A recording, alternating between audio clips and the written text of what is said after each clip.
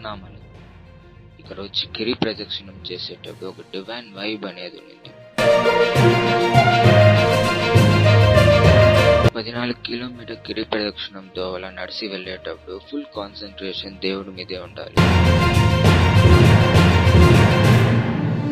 So దీంట్లో నేను నేర్చుకునేది ఏమంటే, ఈ 14 కిలోమీటర్లో దేవుడు అనే ఒక సెంట్రిక్ కాన్సన్ట్రేషన్ మీద గమనాన్ని పెట్టి ముందుకు నడిచి వెళ్తాం కదా. ఈ గిరి ప్రదక్షిణం ప్రాక్టీస్ ని బట్టి మనం చేసే అన్ని పనిలో అప్లై చేస్తామంటే ఒక విషయాన్ని రిపీటెడ్ గా మనం సబ్ కాన్షియస్ మైండ్ లో రిజిస్టర్ చేసేటట్టు ఉంటుంది. అలా చేసేటప్పుడు మనం అనుకునేది ఏమైనా అచీవ్ చేయొచ్చు.